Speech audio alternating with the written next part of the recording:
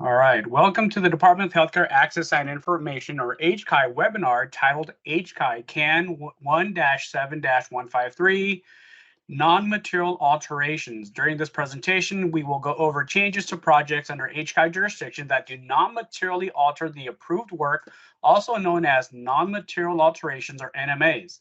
The California Administrative Code Section 7-153B outlines the types of NMA changes to a project that do not require the submission of an amended construction document or an ACD to the office.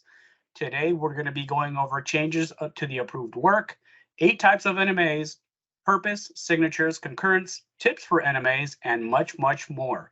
You will not be able to type questions into the chat window during this Teams meeting, but you will be able to download a PDF copy of this presentation in the chat window at the beginning, in the middle, and at the end of the presentation. We are scheduled to be here for about an hour and a half. This presentation is being recorded and will be available once it's made accessible within 2 to 3 weeks on our website. During the presentation, if you have a question, please raise your hand. We will call your name and ask you to unmute yourself, and we will answer your questions the best we can. Please be sure to keep your questions generic. If you have a specific question about a specific project, please feel free to email your questions over to regsunit@hci.ca.gov. That's regsunit@hci.ca.gov. Just as a friendly reminder, if you have multiple staff members attending this webinar from one office, every staff member should register individually to receive separate logins. If the presentation experiences transmission difficulties, please log out and log back in using the same login information sent by the Microsoft Teams software when you registered for this presentation. Today, for a presenter, we're going to have Mr. Richard Tannehill, architect and deputy division chief here at HCI. Once again, thank you for joining us today, and we hope you enjoy the presentation. Richard, if you're there, the presentation's all yours. Thank you, Caesar. Hello, everyone. Thank you for attending. We are doing the non-material alteration presentation again. We get a lot of requests for this, so we hope this will. I'm going to go through this really quick, and we're going to open it up for a lot of Q&A toward the end. So we'll go ahead and get started here. I'm Richard Tannehill. I'm the Deputy Division Chief for Northern California at Oshpod and under HCI. And we are partnering with the AIA California. We do have we're using a different software program than we normally use on this, so no certificates can be issued at this time. So please self-report if you're going for your AIA credits on this. I would apologize for that, but we're going through a change in the webinar software. So as Caesar mentioned, if there are multiple people logged in on this, again, we would only issue one certificate anyway. So the others would have to self-report, so that shouldn't be a big deal, hopefully. But just notice that, and I'll remind you again at the end of the presentation. So the non-material alter CAN, it is live on our website. We have tweaked it a bit. If you haven't downloaded it over the last couple of months, I would suggest that you re-download it. There's some minor changes, and we'll be going over those today. This will be covering the most current version of that, but one of the most noticeable difference right off the bat, it changed from CAN 1-7-153 to 153B. 153 is for amended construction documents. So we want to focus this specifically on non-material altered changes. Okay. In addition to the CAN itself, we also have a copy, an example of an NMA change form and a change log that we'll discuss throughout this presentation. Okay. So the effective date of this current CAN is June, but as I said there, if you haven't downloaded in the last couple months, we did make some modifications to the forms, and I'll go over those. And this was through input through you all. So the CAN is live. The date is 6/8, but there is a more recent version on that. And again, I'll show you the differences when we get it. It's really not the content, it's just the form itself and how it's done. So let's start out with some definitions. Materially alter is applied to construction projects or approved construction documents. Means that any change, alteration, or modification as determined in the office that alters the scope of a project could cause the project to be in non-compliance with building code or cause an unreasonable risk to the health or safety of patients, staff, or public. So that's material alter. All those things require a amended construction document to be submitted.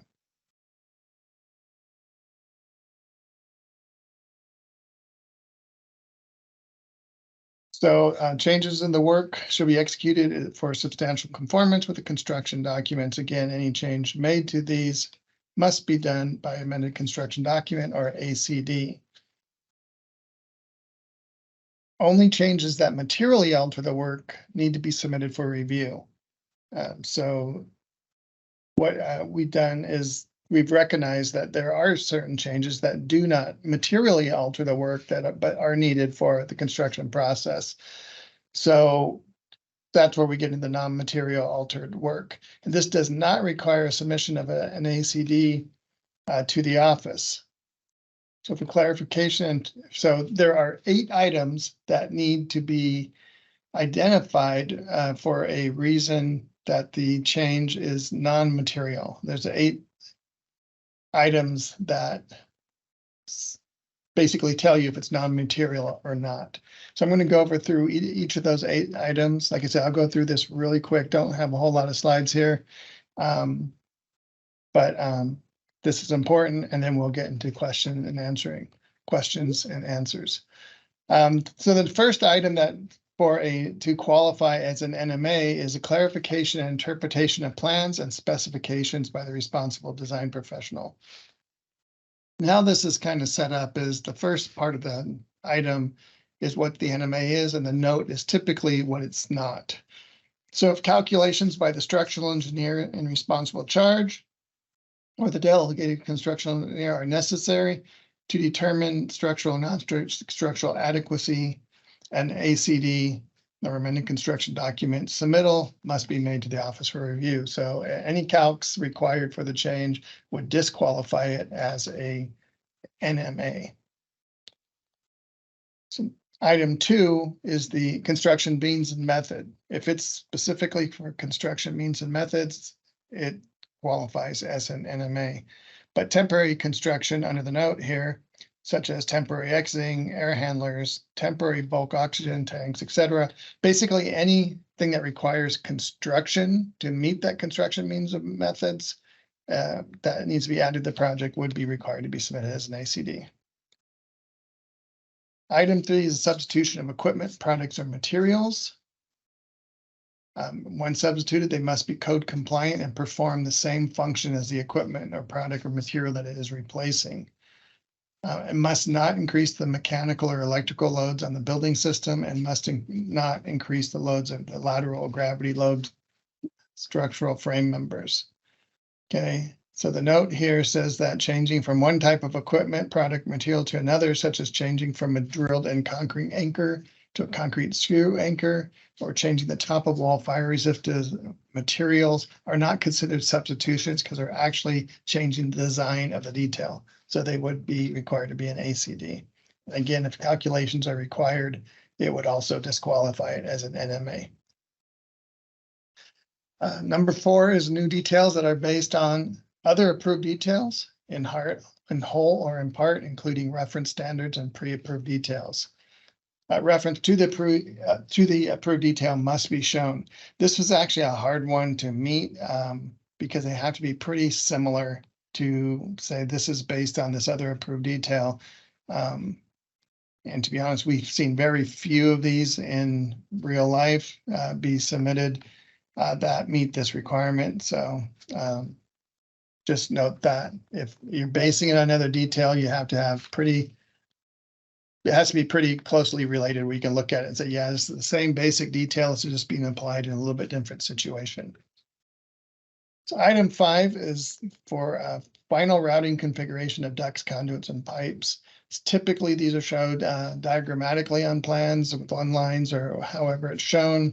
If that routing changes, it is considered an NMA unless, of course, it changes fire damper locations or firewall penetrations, things like that, and require different bracing because of that change. That would disqualify it. Item 6 are dimensional changes to the rooms that do not affect code required minimum dimensions, fixed dimensions, or minimum room or space requirements and required clearances. So basically, if you're changing dimensions, it still needs to be shown that it meets code. If it doesn't, then it's not an NMA. It's probably not even an ACD at that point. But but that's something minimally changing is actually number 7 is kind of the example. I'm going to use relocation of doors, windows, or electrical switches and outlets and plumbing fixtures that do not require additional changes to make that change, and the relocation must be code compliant. So as almost an example to number 6, if you're changing the dimension of where a door or window is located on a wall, that would be an NMA. You're just saying it's going from here, from 2 feet to 2'4", or whatever it might be, just moving location along the wall. Okay. And the last one is number 8, is the relocation or reconfiguration of cabinetry that does not affect code required minimum dimensions. Okay, cabinetry has become less important when we're looking at drawings lately. You'll see it in the new remodel can that's coming out soon and the Freer's manual. But the relocation or reconfiguration cabinetry can be a NMA if it's basically in the same location configuration. You can relocate or even replace that as an NMA. Note applicable code sections and minimum dimensions and space requirements to be shown on plans for confirmation by office field staff. So changes to the approved work. So an NMA is actually a change to the approved work. We're just saying it's not as significant a change to require an ACD, and that there's less risk in the change so that it becomes an NMA. And it is up to the design professional or engineer of responsible charge to determine if the change of the approved construction documents are necessary and do not materially alter the work. So it's their determination if it's material or non-material. All such changes shall be stamped and signed by the appropriate design professional, because it is literally a change. And all changes in the work are required to be concurred with the office field staff to whether or not the material alters the work or not, if it materially alters it or not. Okay, so documenting of those changes, the drawings themselves, the architect or engineer responsible charge shall maintain a log of all changes to the work of construction. That's already required. That's nothing new. The log shall indicate whether the office has made determination as to whether the changes material alters or work. And we'll show you an example of log here in a few slides. But the log is just a tool that you use, we don't even use it, to kind of manage the ACDs, RFIs, ASIs, and NMAs for your project. We use it just to kind of make sure that we're not skipping over anything during our review or process, make sure that nothing's falling through the cracks. And we'll go in a little more detail about the logs and the forms later on. Okay, so what's required is the change material or not, and what date the change was made on, and the name of the office staff who concurred with the change. Okay, the log should be maintained on site, and it needs to be presented with the NMA change requests. So an example of the form is shown now. The area that's highlighted with the red square is the change that I mentioned earlier. Basically, this used to be the design professional of record. It had to stamp and sign that. We have changed it so that the engineer or architect of record that's making the change only has to stamp and sign the drawings that are attached. If there are no drawings attached and it's 100% narrative, then a stamp and signature by the individual making the change is required to be in this box. Otherwise, this box is left blank. Now, at the bottom of the page, the signature of the architect or engineer responsible charge does need to sign the NMA because they're the ones directing the change. The engineer or architect of record that's actually making the change, again, stamps and signs their drawings. The design professional of responsible charge is directing the change, is the one leading the project. If you note also here that the 1 through 8 is the 8 items that we just went through. One of those does need to be identified as how this change is considered non-material. We included these separate forms on our website, so you can download the forms individually. We did have people submitting the entire can with every NMA, which is not necessary. It's huge.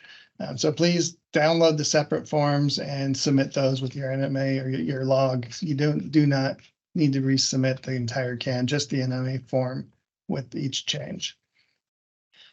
So again, these are just examples. You can customize them to your firm or company however you want, but it does need at a minimum include the information both on the form as well on the log. Like I said, the log is this is just an example of what, as a minimum, we want to see on the log for tracking this. Okay, so the purpose of the CAN is to clarify materially altered changes and what's not non-material altered changes. Okay. As I mentioned before, there are certain changes that we do consider that are not significant enough to require an amended construction document. All work must be performed in accordance with the code. So this is not sidetracking any of that. The administrative code also requires that changes that materially alter the work must be submitted with an ACD or amended construction document and approved by the office.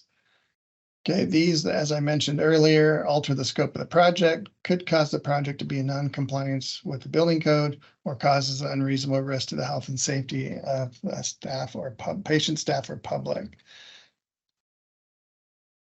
So 153 requires that any changes made to the approved construction documents during construction be submitted to the office for approval as either an NMA or an ACD.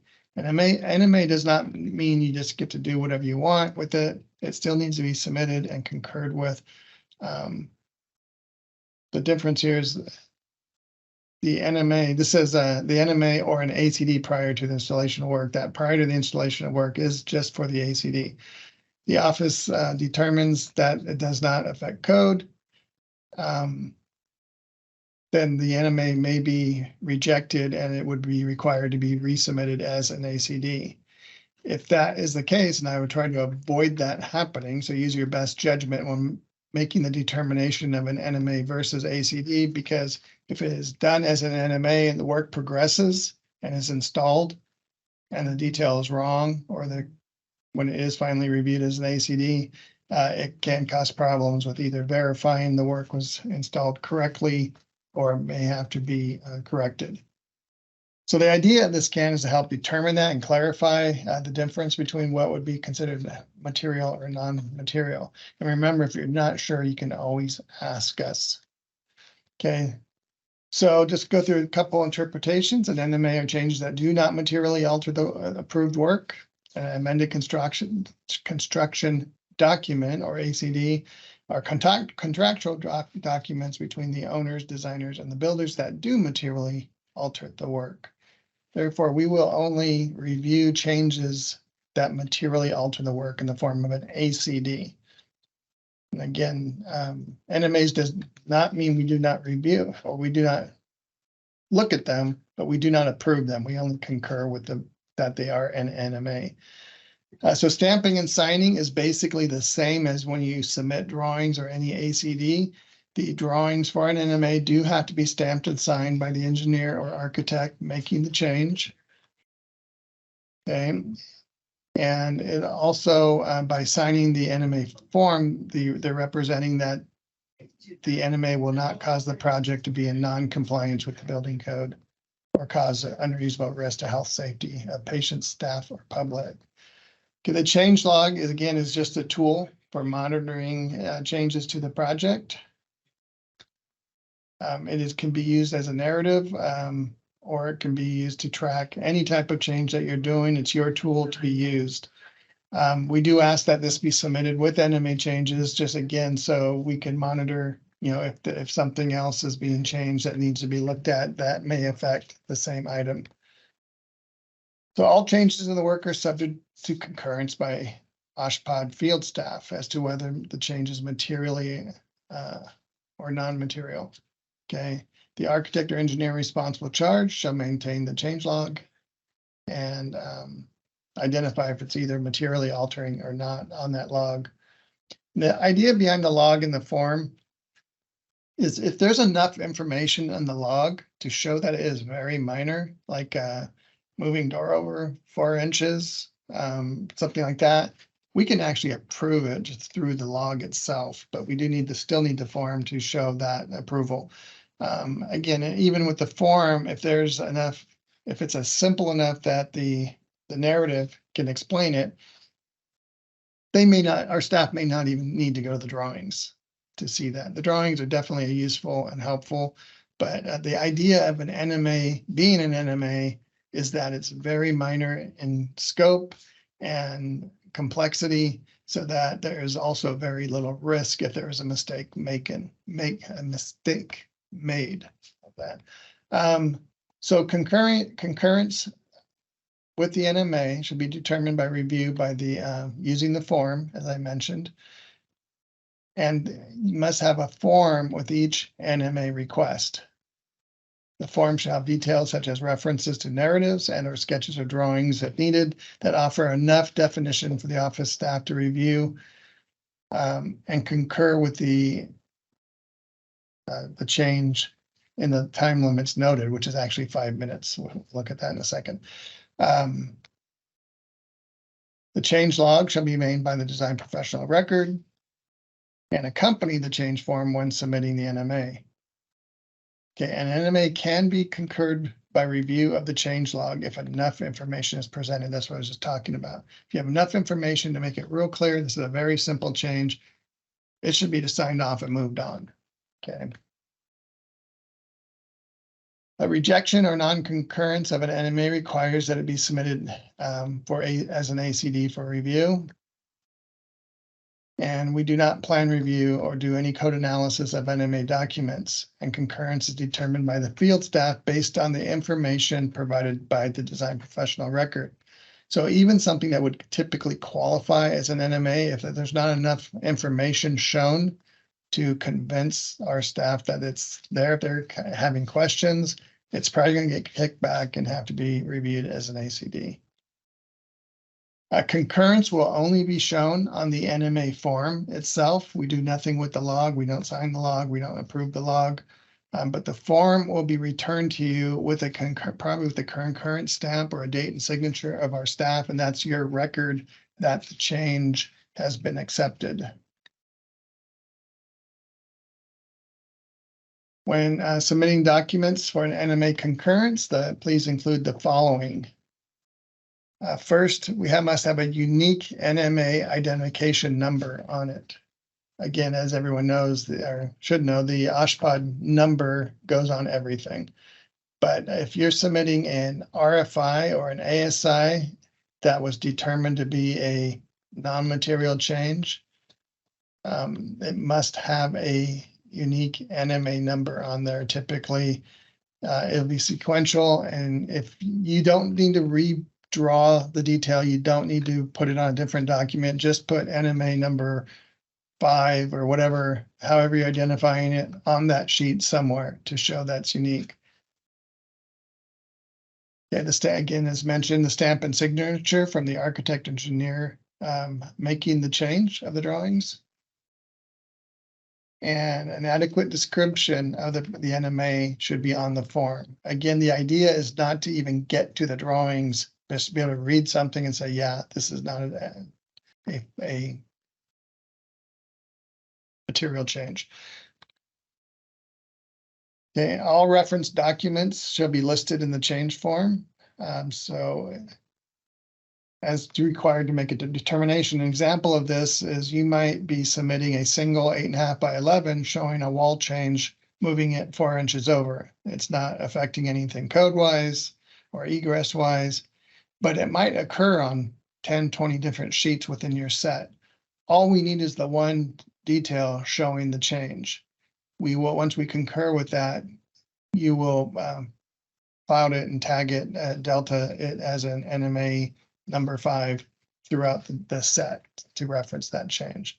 We don't need to see every occurrence of that. Hey, Richard, if I can Yes. take this opportunity to remind everybody, if you have a question, please feel free to raise your hand. We can unmute you so we can have a discussion by simply going to the top of the Teams page or the Teams window and clicking the little icon, the little hand icon. We can definitely unmute you if you have any questions during this presentation. Yeah, if it's relative to the topic we're talking about, that'd be great. I have like only 10 more slides to do, and then we'll open up for full Q&A as well. So if you have something urgent you want to discuss, please do that. Thank you, Caesar.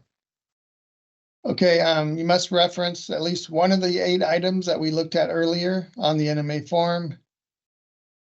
And each NMA form shall have no more than one change. So the whole idea of this is keep these very, very simple. So if you have 5 changes and one of them doesn't comply, you don't get any of them. So, and also it's going to exceed the 5-minute limit, most likely, once you start adding more. The whole idea of these are they're looked at, there's kind of basically you're flipping pages and you're done. And yes, I can concur with these. So when we say one change, all associated components of that change are included. As I mentioned, the wall, it may include the wall movement, the ceiling plan movement, equipment plan movement, but also any electrical or mechanical changes associated with that. That's considered one change. It's not multiple changes. So they all should be included in that one NMA. Okay, but again, keep it as light as possible, as simple as possible to understand what the change is. So again, back to stamping and signing drawings, the signature from the architect or engineer that is responsible charge of their portion of the work shall stamp and sign the drawings. And then on the form itself, the stamp and signature is not required if their drawings are attached, but if the form is the device giving direction on the change, then it does need to be stamped and signed. So in other words, if there are no drawings attached. Again, I've mentioned this a few times already, but you must reference at least one of the 8 items. This is on the form. Just put a checkbox on the item that you think best explains that. And NMAs may be submitted in many formats. They like I mentioned earlier, we don't review RFIs. We do not review ASIs, SIs, etc. But they may have started as an RFI that turned into either an NMA or an ACD, in which case they can continue to be submitted, but you must add the NMA number to it. If you submit an RFI for review, it's going to get kicked back. We do not review RFIs. We do review RFIs if it's been converted to an NMA. And when I say converted to, all it needs is an NMA, distinct NMA number added to it. And again, we do ask that they be sequential so we know we're not missing anything. So RFI 5 is not NMA 5. RFI 5 may be NMA 1, then 2, then 3. Okay. Any work performed based on non-material altered position that is found to be material, we could be subject to review and possible destructive investigation. So again, be sure with you're meeting one of the 8 requirements and confident in your decision to make it non-material. Again, if you're not sure, you can ask, I don't want to say you can default to an ACD because we really don't want you to do that. But if you can't get a hold of anybody and you're not sure, it's probably better to make it an ACD than an NMA, because if you're questioning it, we may be questioning it as well. I also want to remind everybody or point out more or less that the handout is available to be downloaded now in the chat. So go to the chat and feel free to download that handout so you can follow along or use it for later as you go through your projects. I do have a hand raised by Justin. Justin, I'm gonna go ahead and ask you to unmute yourself, Justin. Thank you, Caesar. A quick question, Richard, on that last comment about the destructive investigation.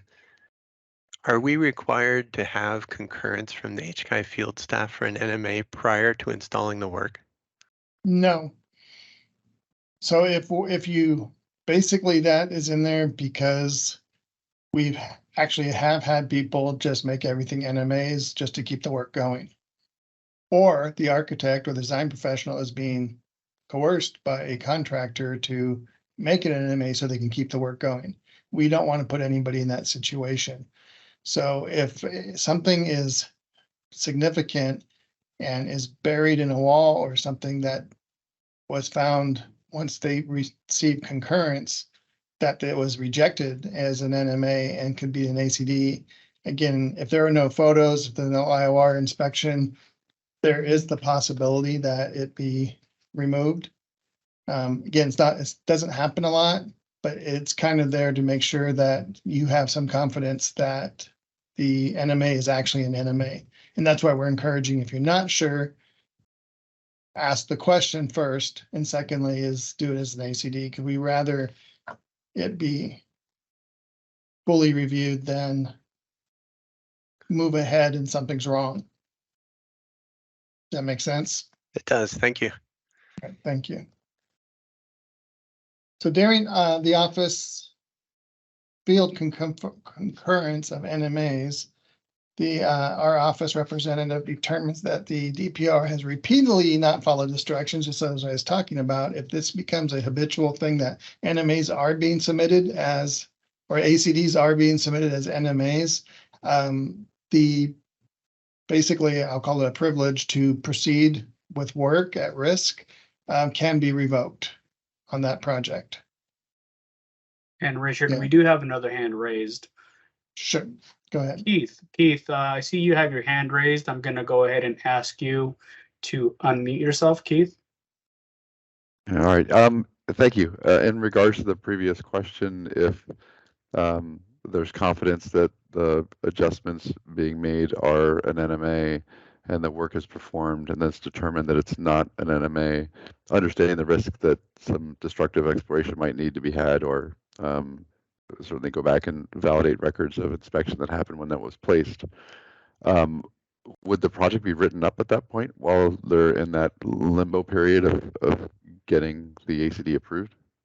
Most likely not. Our staff would work with you. We know it's not perfect. They should be working with you to resolve that issue. And again, I personally, and Caesar might know differently, I have personally not seen any destructive investigation at this point, and this has been in effect for quite a while. We really don't see a lot of abuses of it, and a lot of the ones that are determined to be ACDs are, like I said, the idea of an NMA is it's minimal, and that if there's a mistake made, it shouldn't be to the point where you have to tear something apart to prove that it was code compliant. Yeah, and to add to that, Richard, most of the time, and if not most of the time, you should always be speaking with your field staff, whether it's your compliance officer, fire life safety officer, or district structural engineer, and having these discussions as to whether it's going to be an NMA or an ACD, and that way, you're well aware of what path to go down, and that's one of the major reasons why we don't see a lot of destructive testing, is because these conversations are being had out in the field, and the back and forth as to whether it is an NMA or an ACD is already vetted through that process. Thank you. Yeah, our staff should be available to talk to you. You can even send over a PDF, like say, hey, I'm looking at this as an NMA. Do you think it qualifies? Just keep it simple. The whole idea of the NMA, I keep repeating this, is that there's less risk because of its simplicity. So that if there is an error made, that we're not completely backtracking to fix it. Right, thank you for the question. Okay, almost done here, just a few more slides. We do not want to see RFIs or ASIs. Like I said, we do not review them. We do not, an RFI or an ASI may become an NMA. You can convert them, but they must have a distinct NMA number on them. So we do want to see our NMAs. We do want to have everything turned in. We're still getting a lot of questions or requests to review RFIs, and we will not do that. Okay, those that have tried probably know that. But all you have to do, we've gotten complaints from people saying this is too much work, this is too much paperwork, this is too much. And what they were doing when we met with them is they were completely redrawing the RFI as a new NMA change. All you have to do is take the ASI number and put NMA number next to it. Say this is NMA for that.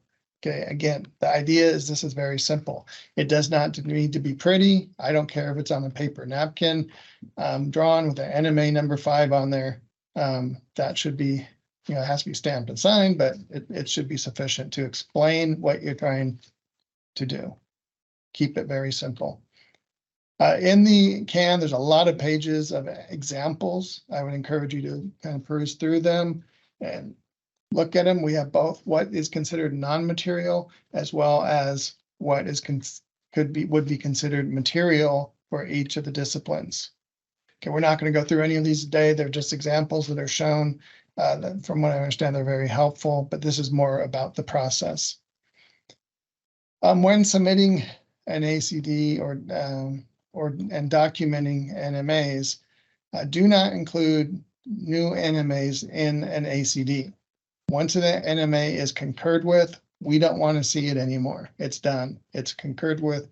Do not turn it into an ACD later on to get your drawings updated. What we're asking you to do, actually, I'll go there in a second, but on the log, you should identify if it's material or not.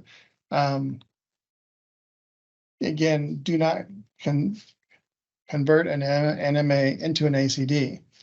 Do not include any unconcurred with NMAs on ACDs. This is a picture of one we have where it's an ACD and said these are not material change, but yet these ones are. And it's all in one NMA or one ACD. We prefer that you pull those out more for your benefit than ours. Because if we review it and there's one of those items is wrong, has a comment, all of it's going to be held up, and you're also not going to be allowed to proceed with work on the ones that are identified as NMAs because they're actually not NMAs anymore because you put them in an ACD. Do not include any concurred with NMAs and ACDs. It's kind of similar to number 1, but if they've already been concurred with, they don't need to be re-reviewed. And document NMAs, it's the question we get, how can we make a change to the drawings and not have an approval stamp? You're going to have your approved NMA form, and all you're going to do is cloud that part of the NMA that's on there and put a delta NMA 5. I got NMA 5 right. And that's it.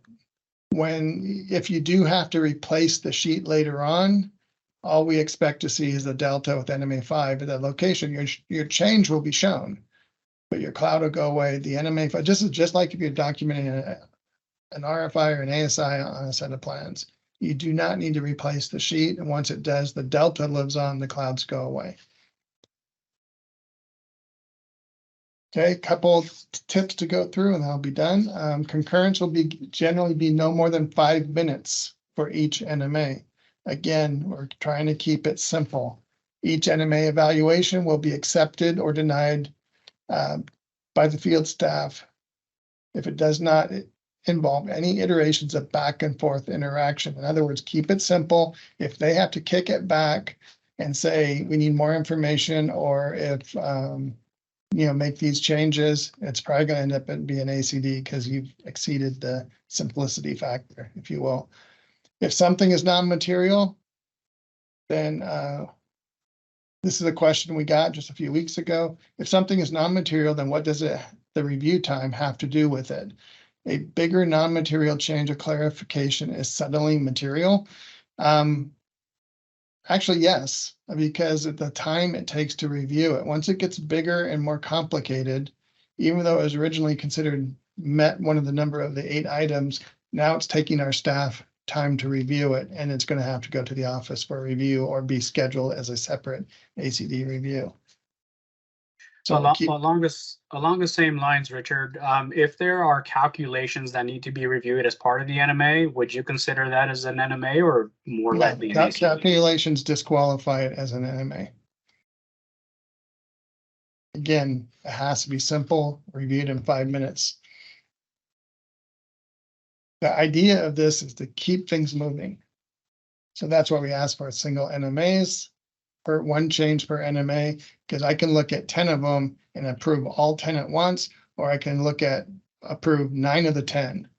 If that 1 fails, it stands on its own. It doesn't hold up the other 9.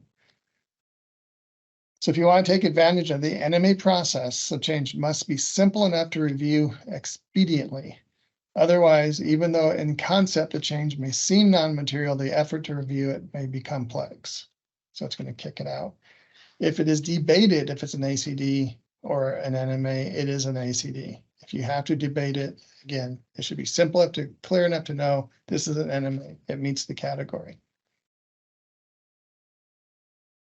If this is new, if the NMA is not concurred with within 4 weeks that is submitted to our staff, it is assumed concurred with. Okay, so we've had some that are out a few weeks and they're like, we don't want to proceed with the work until this is concurred with, just out of their own safety, kind of relating to the previous questions. After 4 weeks, if no notice is given, it's assumed concurred with. Typically, we're seeing 2 to 3 weeks for concurrence at the longest. So if it's going beyond 4 weeks, there's an issue there that we need to deal with. Okay. An NMA has to be submitted to be activated. That's very important. If you don't submit it, it doesn't start the clock. Okay. You cannot proceed with the work if it has not been submitted. Once it has been submitted to our staff via email or however you're going to do it, we are developing an app where you can upload them and it'll go, but that's not available yet. But right now, once they're submitted and emailed, you can proceed with the work. If the work is done and our staff comes to the site and you're saying, well, this is an NMA I'm working on, that's now you have unauthorized work. Okay.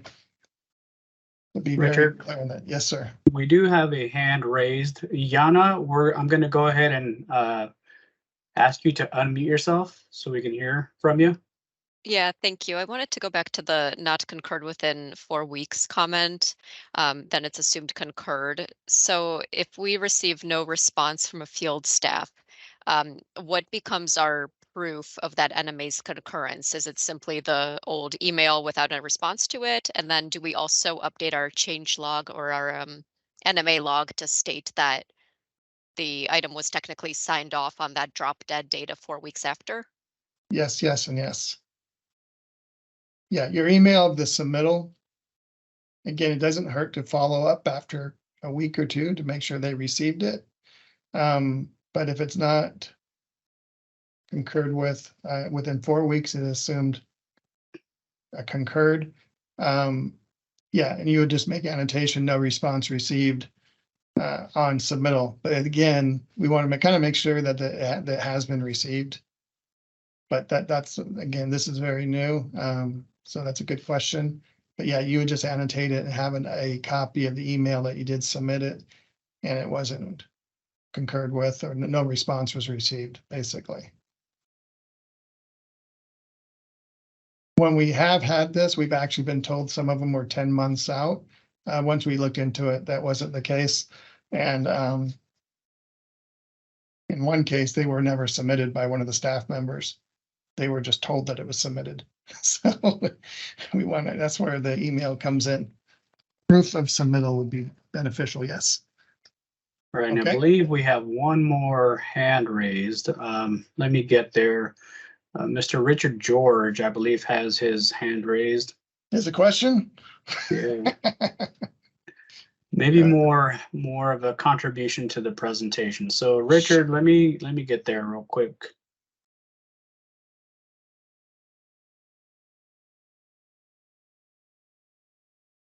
As Caesar's doing that, just again, want to reemphasize that you must submit the NMA, which we call activating it.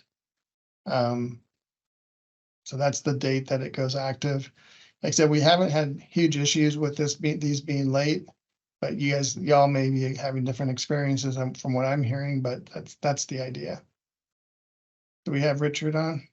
We do not have him on, but I will work on it if you'd like to continue, Richard. Going to continue. The NMA, this is what I mentioned earlier. The NMA process is a lot of work. This is a comment we receive. We typically do meet with every complaint that we get on these, and we find out that the process that they are doing is very complex. Like I mentioned earlier, we've had a case where they're actually redrawing the details from an ASI or an RFI into an NMA format and resubmitting it. Again, that's not the intent. The intent is to simplify the effort that goes into this to keep things moving. So if you're having the same feelings, give me a call and we can talk through what the process is. And that's kind of why we're doing this webinar, is to help clarify some of these misconceptions on what we are looking for when these are being done.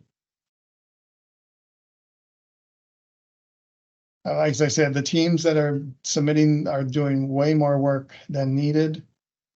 I'm going to go through these last few bullets and then we'll get to Janelle on her question here. Submitting all the RFIs, just submitting them as NMAs. That's going to put us. That's what one of the clients was doing. They were submitting every RFI as an NMA and then complaining that it was a lot of work. This was also the same team that was redrawing everything. So they're converting all their RFIs into NMAs and then submitting everything. If you're changing the color from tile from gray to green, that's not anything we want to see. We don't care. Making all changes ACDs instead of using the NMA process, we have facilities or projects, I should say, that they're just saying do ACDs. And that's costly to the owner and it slows down the process quite a bit and you're not able to continue with work prior to approval. And lastly on this is redrawing RFIs and ASIs. I mentioned that earlier.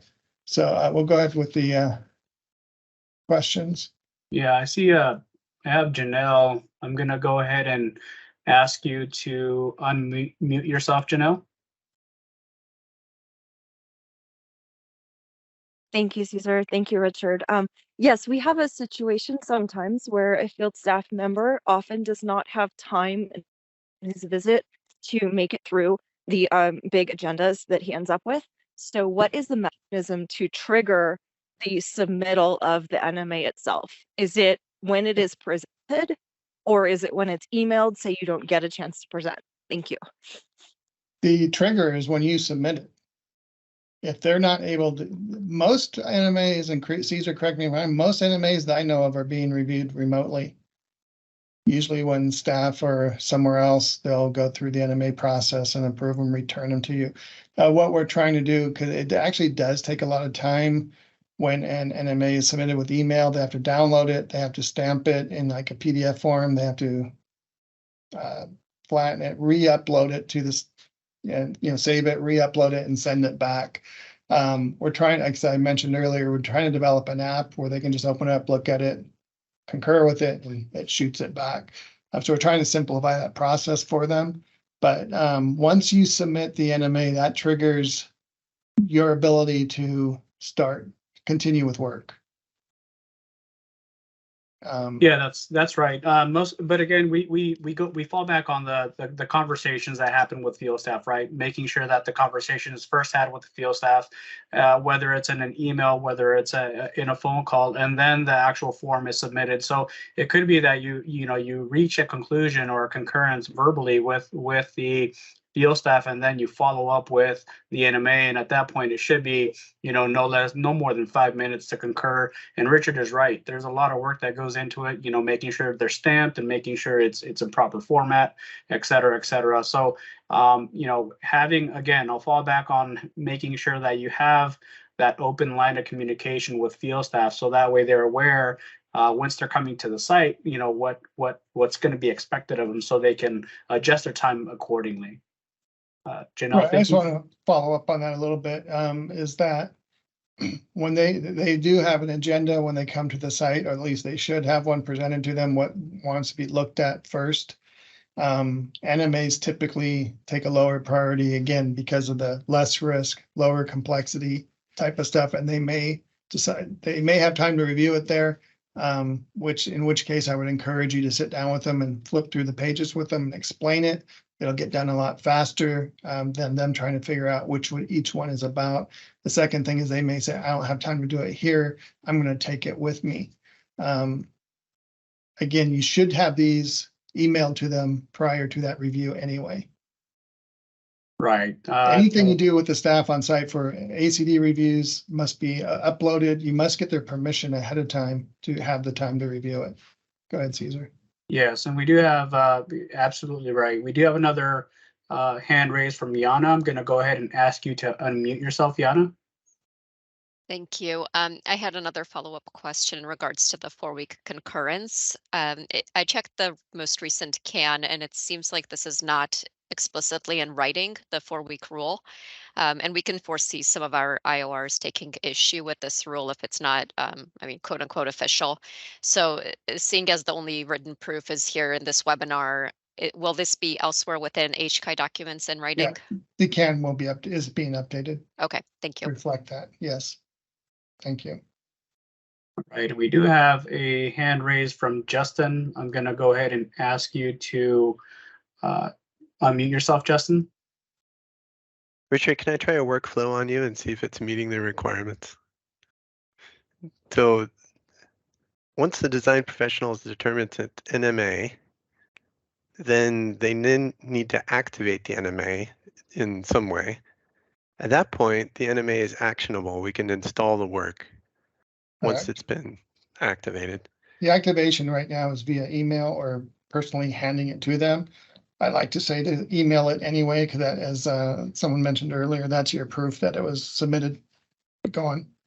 Yeah, in our field staff that we've been working with prefer to have it in the meeting. So we'll bring them to the meeting and put them on the log. So I'm assuming the log from that meeting might also be an activation absolutely. record. Well, that's probably going to get your concurrence right then and there then.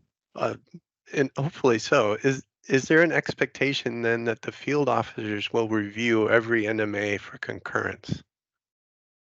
The expectation, yes. The reality, if they go late for some reason, like I was mentioning earlier, is it's always good to follow up in a couple of weeks if you haven't heard anything to make sure it was received, because that individual may not have received it. They may be out sick or on vacation. We want to give them the opportunity to look at it because we're trying to prevent something wrong from happening in the future. But the idea that they're sitting there with you going through them, that's your trigger, because they're either going to be concurred with or not. If they don't have time to get to them all, the expectation is not that they'll get to them all at that point, that they should set up a process for you to either email them to them. Say, typically they'll say, go ahead and send me the rest of them. I'll take a look at them over the next few days. Or you set up another appointment for the next time, depending on your urgency. And the 4 weeks there will be very helpful, I think, for but making sure we get through the log. We don't want you scheduling the next meeting for 5 weeks just to say they're concurred with. Just so you get along. My last question then, you had mentioned earlier that we could get concurrence based on the information in the log if it's sufficient. Yes. In those cases, how would we record the concurrence? The concurrence will be recorded still on the form. You still need to issue the form. But they may not even get to the form. They may go, the original idea behind this, if you have 10 NMAs, they would go down the log and say, okay, this one's fine, this one's fine, this one's fine. These two, I want to look at a little closer. They'll pull up the form, look at the form, see if it explains any better. It's still not good enough. Then they open up the drawings. That's the idea behind this. So, and it might have been what Richard George was trying to call in about, is that, because sometimes it's not 1 or 2 NMAs, it's 20 to 30 NMAs. Yeah. And it can be. I And see. the idea is they can go down the log and check off, yeah, these are fine, just by the description alone. And then they're And gonna in that go case, we would just to still the bring up the remainder. form to Yeah, record they'll it. still bring up the form. Yeah. And then still, the form is still required. They may never get to it other than to sign it. And then you mentioned issuing the NMA just now, Submitting it. submitting it back again with the concurrence? The concurrence will be, all you're gonna receive back is the form. With the concurrent signature on there. Yes. Yeah. Okay. Yeah, we just actually developed the stamp, but they're probably just gonna put a PDF stamp on them. But again, we're continuing the work to improve the process. Perfect. Looking forward Yeah, to the it- app too. That'd be great. Yeah. And what Richard George was looking to point out is that if, going back to the 4 weeks, if you're at the 4 weeks and you still haven't heard back from the field staff, make sure you reach out to the RCO, and we can definitely put a bug in their ear and ask that they respond for something like that, if you're having little to no communication, so we can help you with that if that's the case. Yeah, and again, just before we get to Janice's question, I literally had someone tell me they were 10 months out and that we hadn't responded. And again, it was their staff, who was no longer working for them, never submitted the NMA.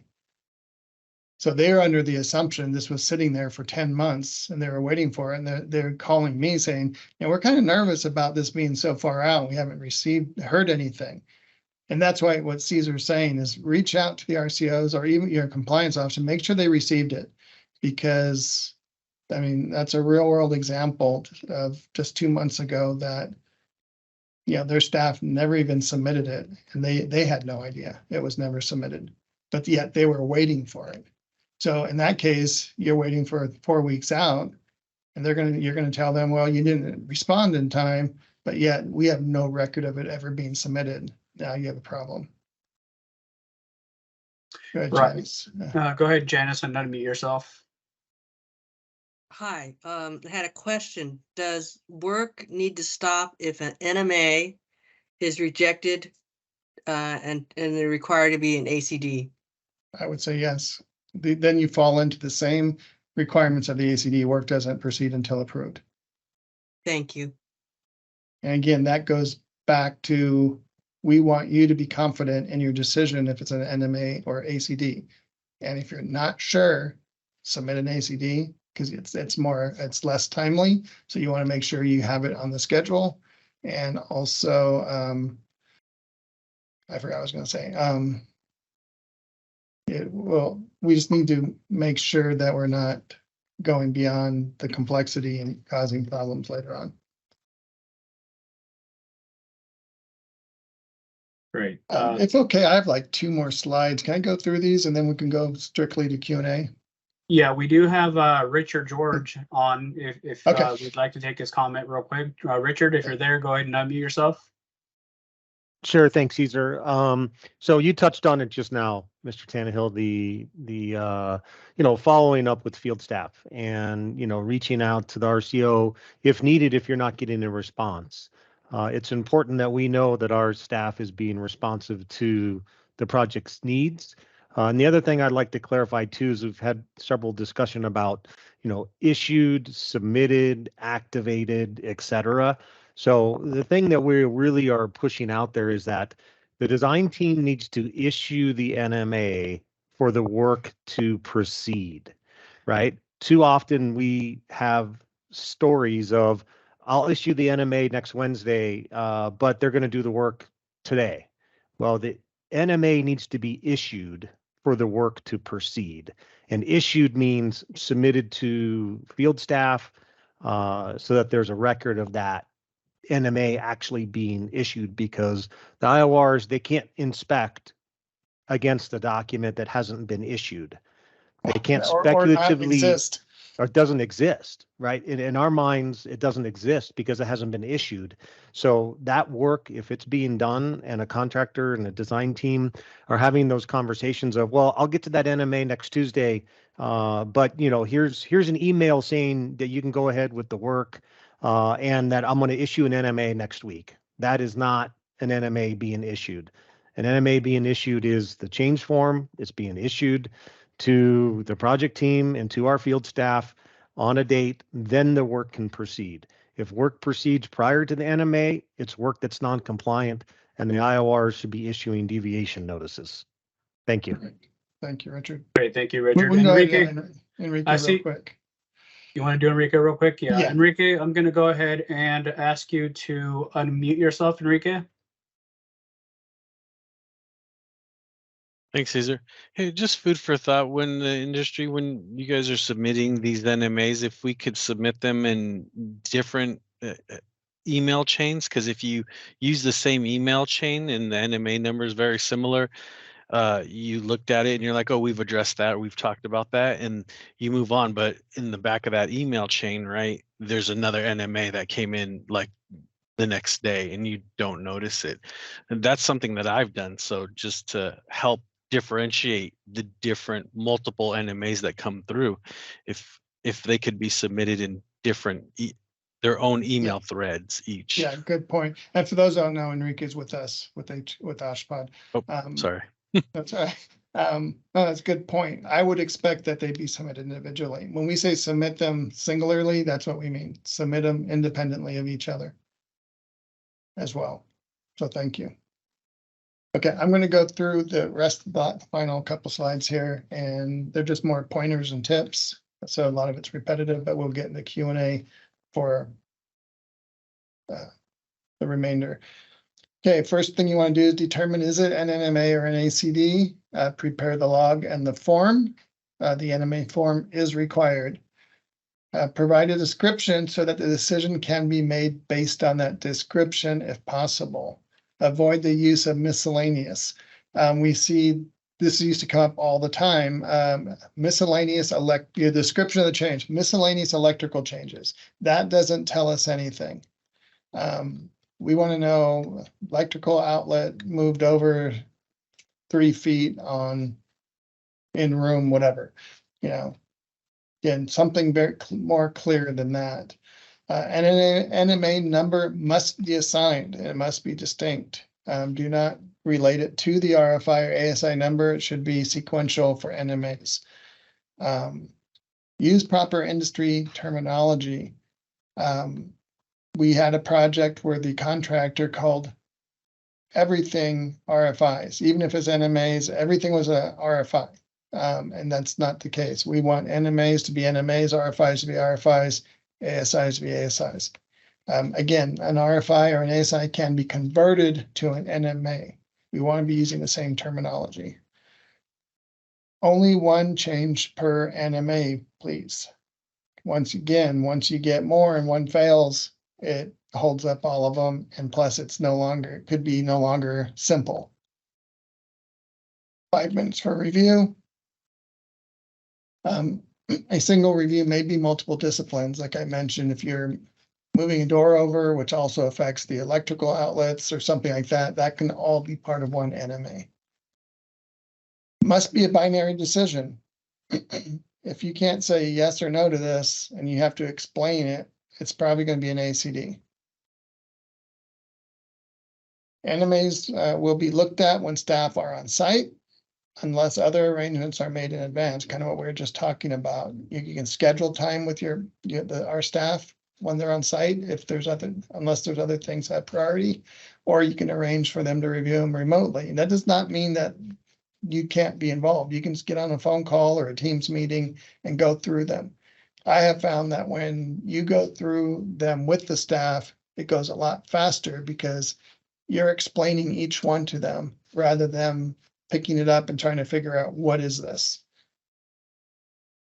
So you can present it to field staff on site. You can email them as NMAs, and you want your change log available at all sessions.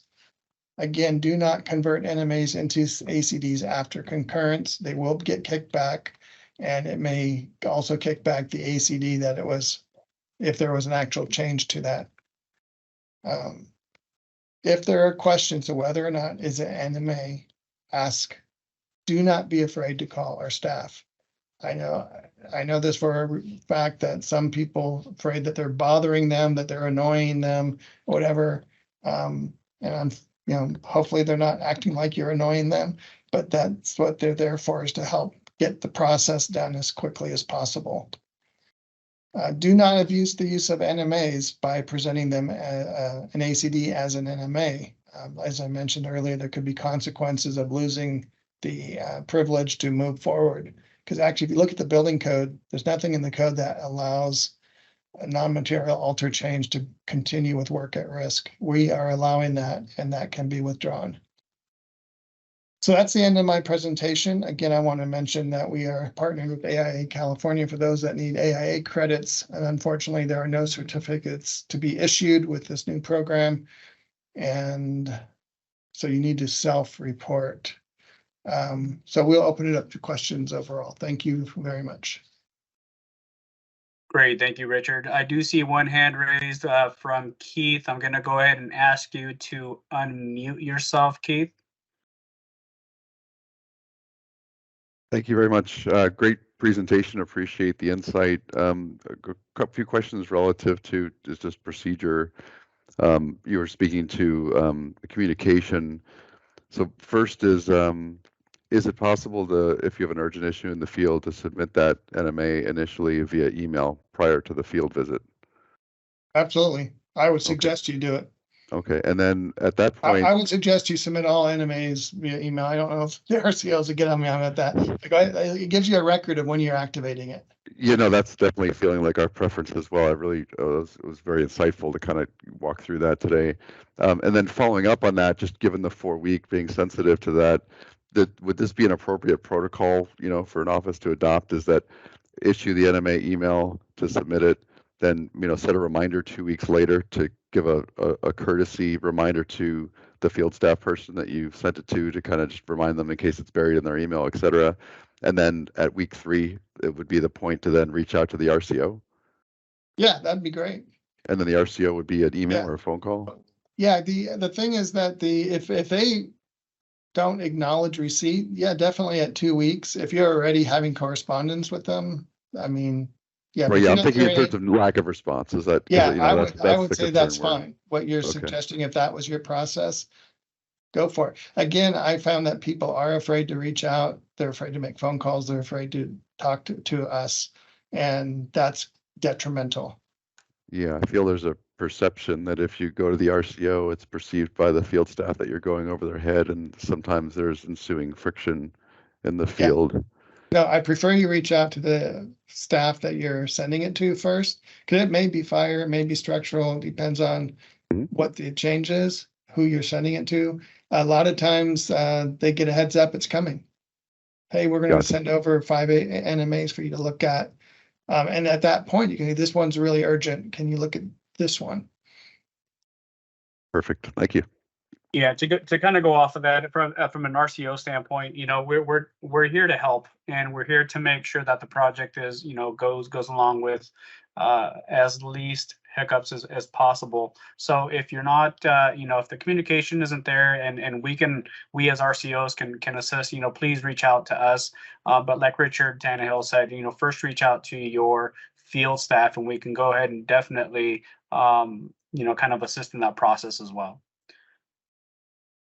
Thank you, Keith. I'm going to go ahead and ask if any other hands are raised. I do understand that there are a couple hands raised that I do not see on my screen. So we are trying a new piece of software for these webinars. So we apologize if you raised your hand and we were not calling on you. We just don't see your hand.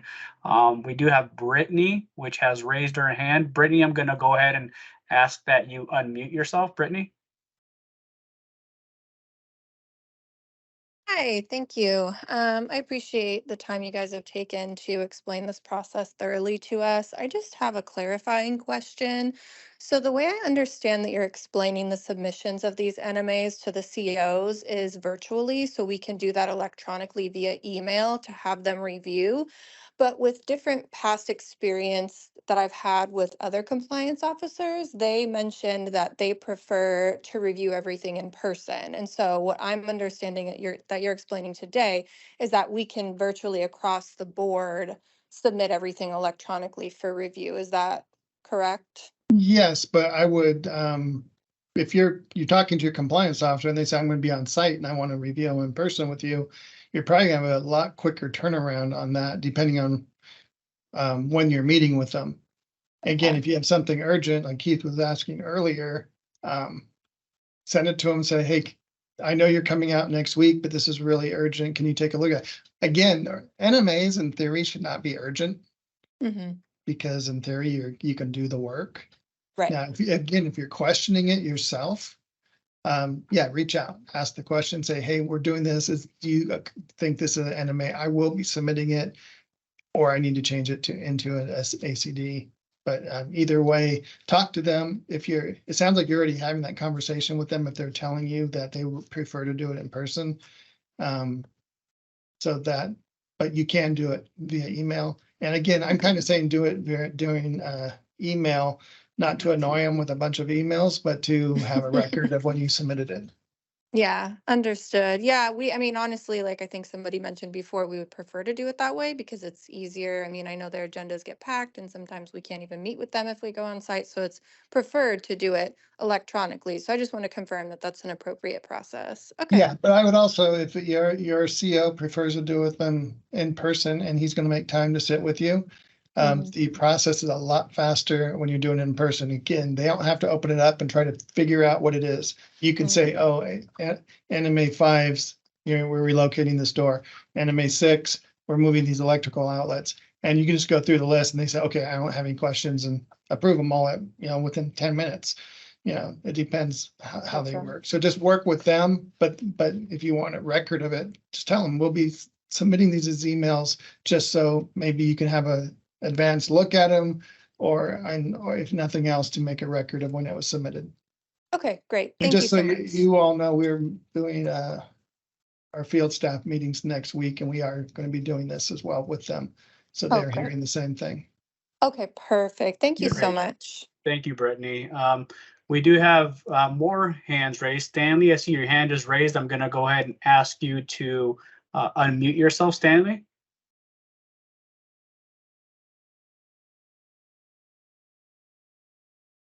Okay, Stanley, you there? All right. He just disappeared off the list. So there he's back. I'm going to go ahead and we can hear you, Stanley. Go ahead. Yeah, I'm sorry. I asked a question because I wasn't able to access the chat to get the handouts. Is there another location where we can download the handouts from? What we can do is we can post that handout again here since we are towards the end of the presentation. So if Nancy or Kelly, can you please put that into the chat so Yeah, participants I can go don't ahead and download. I don't see the handout in the chat at all, so I don't know if something blocked it. Yeah, it was available earlier, and we were going to make it available towards the end of the presentation. So if I can ask that it be posted into the chat one more time, and Kelly just posted it, so feel free to download that as we continue through these questions. So thank you, Stanley, for that. Is there anything else, Stanley? Yeah, I'm sorry. I don't have access to the chat. It's just telling me I don't have access. Oh, I see. Okay, well, in that case, we can go ahead and send us an email. We'd be happy to email it to you over to our regsunit@hki.ca.gov. That's regsunit@hki.ca.gov. It's on the screen. Thank you. Address. All right, Paul, I see your hand is up. I'm going to go ahead and ask you to unmute yourself, Paul.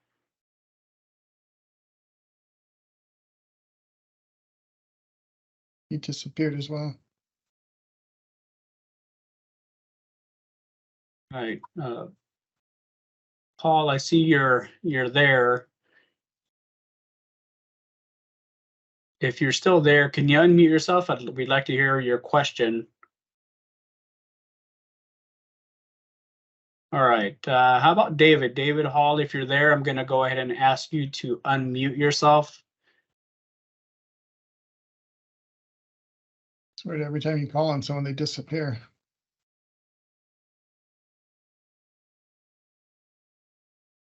Can you hear me? We can hear Yes, you. we can hear you, David. Go ahead. Yeah, there's some funkiness with the platform. So I just want to reiterate that the NMA process is a lot of work. It's not, I mean, the examples you show, I think are not typical of my experience because I'm the one who creates them and submits them. And yes, I email them. And for the most part, they get turned around rather quickly. But frankly, filling out a PDF and providing the log update. And then we've also been asked to provide the previously approved drawings. You and should be submit all, required to do that. but we've been required to do that. So putting that package together as an NMA is more work than creating an ACD. And maybe that will get resolved when you do an online process. Because just, you know, the whole process of submitting drawings and these things, you know, we have to edit the PDF, we have to flatten it, we have to flatten the drawings, we have to make sure there's no layers, all the HCI protocol. You shouldn't have to follow that either. David, is just, like I said, I'm serious. You can just take a picture of a drawing on a napkin, put an NMA number, the stamp and signature. But You're even good to just even just filling out the form is more difficult than going to ACD. And I guess the other real overarching question is, you know, this obviously the NMA didn't exist before, so now it exists. Previously, you were relying upon, you know, licensed architects, licensed professionals to make a determination of what was material enough to turn into an ACD. And now you're asking your staff to make that determination on a project. So aside from the whole fee issue that architects have, you know, we assume a certain scope of work, and then all of a sudden we have this additional scope that there's no budget for. So I'm sure owners are complaining. I know that they are. The alternative is to do all of it as ACDs. That would be a lot more work, a lot more cost to the owner as well as to you. I understand, but just to understand that the documents are for the architect are an instrument of service. They're not intended to be an as-built document when all is said and done. Understood.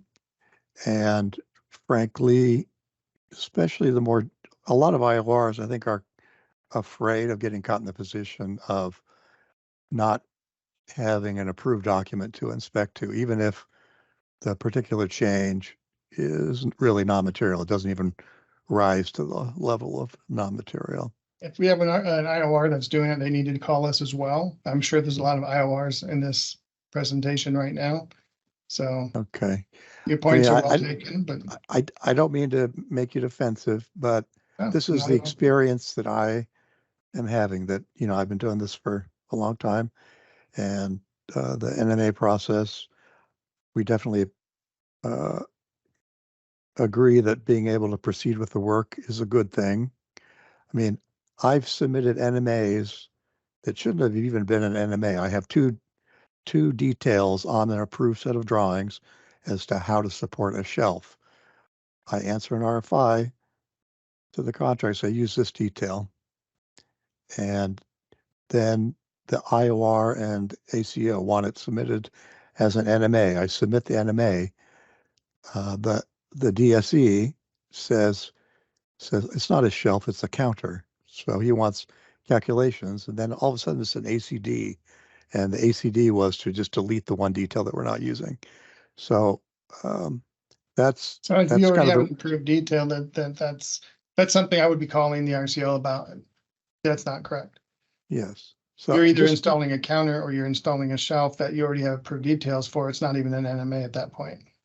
Just because you don't want to use a detail doesn't make it an NMA. You can have 10 details and use one of them. I preaching understand, to- I understand you're- your point. You're preaching to the choir. So all of a sudden, I'm I preaching had to our staff as well. I had to create the NMA, which, takes 45 minutes to an hour, maybe, in between all the other tasks that we have. I'm just curious why it takes 45 minutes to an hour to fill out a form that you Fill already out have a, a fill out detail a for. form, fill out the log, um, pull up the reference drawings, type the email, it's all the associated things. And then the correspondence with the DSE back and forth, getting my engineer involved, trying to say why this is not a problem, and then ultimately having to do it all over again as an ACD, and it gets approved over the counter, so which was a lot less work then. So Okay. basically it's doubling the amount of work because, I understand your concerns.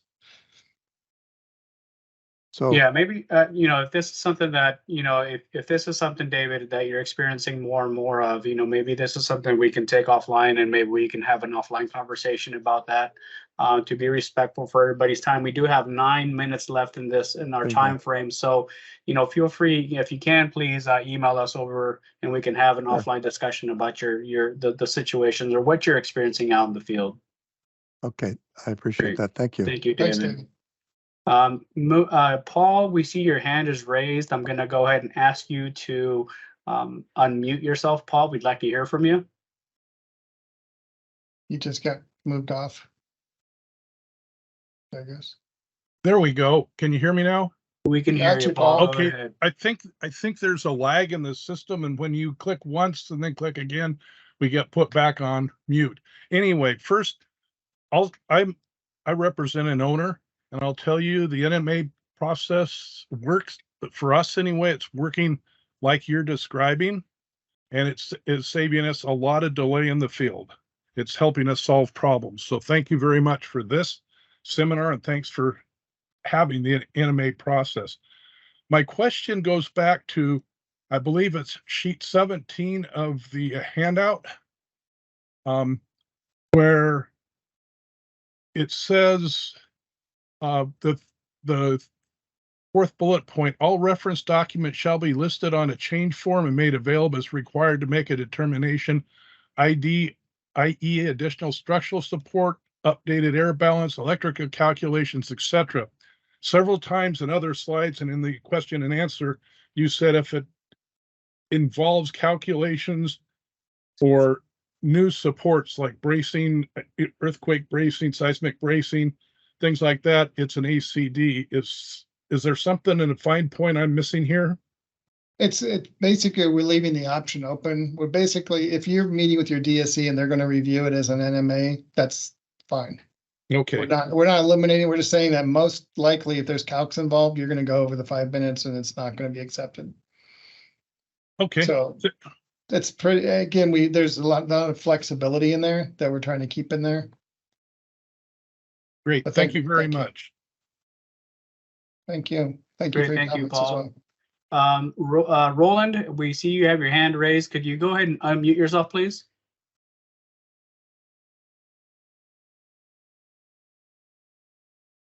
Roland, I see your Yeah, mic his mic is open up. on. Yeah. Roland, I see your mic is on, your hand is raised. I don't know, you might be having some technical difficulties there.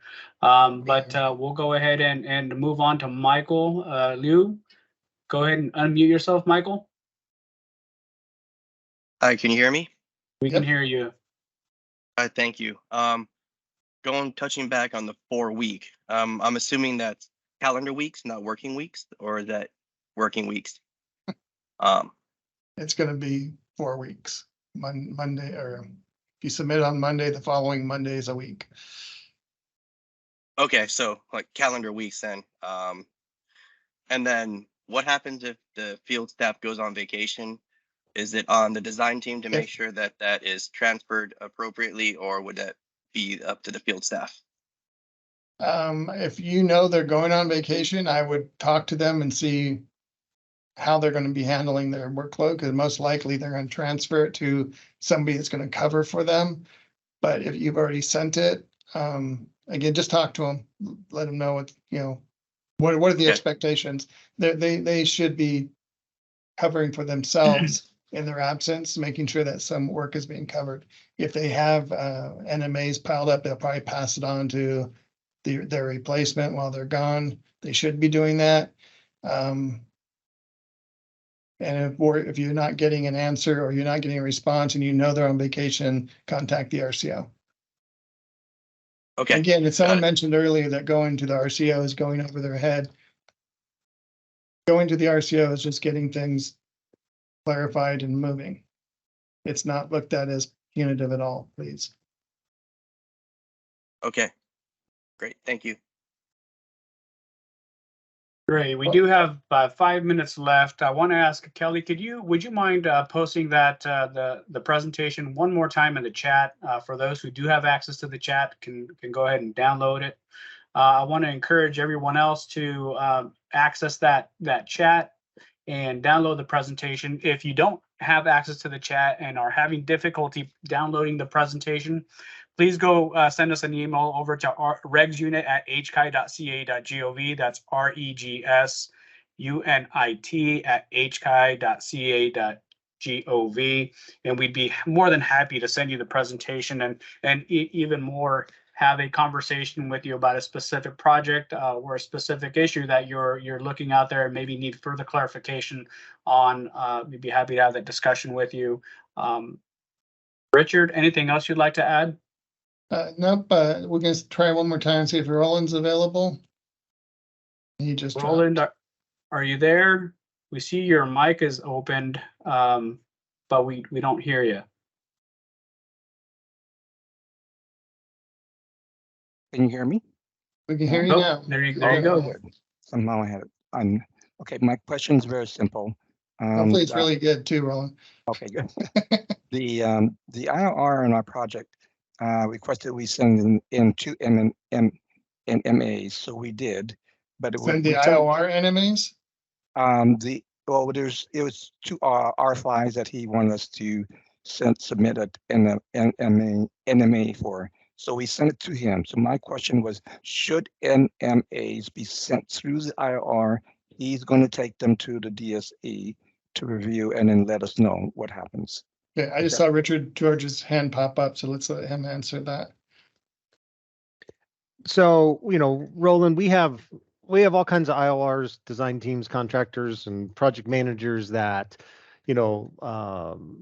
have different paths and channels, right? As the design professional, you're responsible to issue direction, right? You're responsible to prepare the NMA and make the determination, and you're responsible to issue that NMA. If, the arrangement that is being made with the IOR and field staff is that the IOR, reviews these with field staff and field staff is comfortable with that, then that's fine, right? We're going to look for every option that we can to help the process go smoothly. But, you're the design, you're the designer and you're the one that is preparing the NMA and you're the one that's issuing the NMA. And like Mr. Tannehill said, our goal is to get the projects moving quickly. And as one, contributor said, it's a good process, and another one said it's not so good. So we want to have the process, evolve and work in a way that works for your project, for your team, for your IORs, for your assigned field staff. So a lot of flexibility there, but we certainly want the engagement of the design team, right? The engagement of the design team is important, and it's not the IOR's responsibility to make the presentation to field staff. I mean, they're not the one creating the NMA, and they're not the one issuing the NMA. They may be the one helping getting field staff to review or concur with the NMA, but as the designer, I mean, you're the responsible in charge, and you're the one directing the work. Yeah, I agree with you, George. Richard, but we're following his protocol at this point.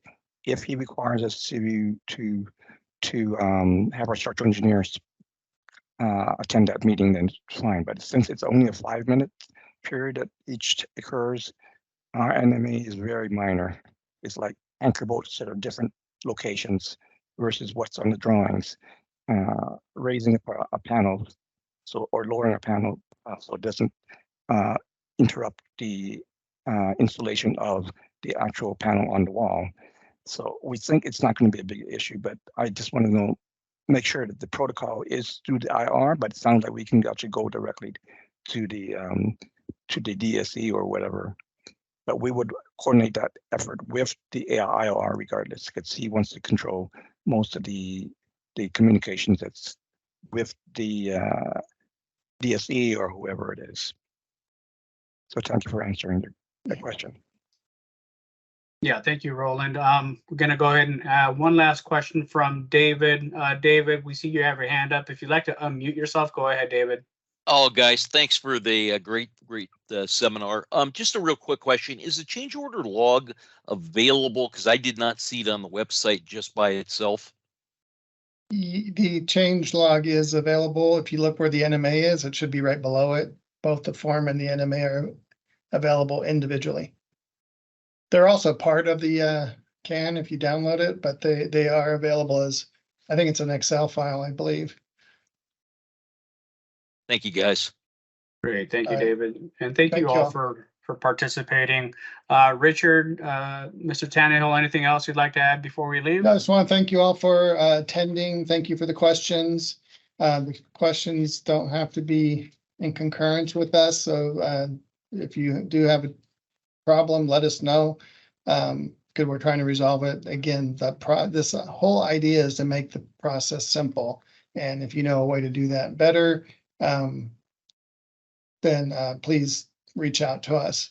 But appreciate your time, appreciate your questions. And again, if you have continued questions, there's the email address on the screen. We can get to very specific questions on. So thank you all again.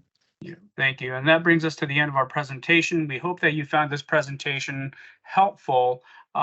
If you have any questions, send it over to that email address on the screen, as Richard pointed out. Remember, we are here to work together the best we can.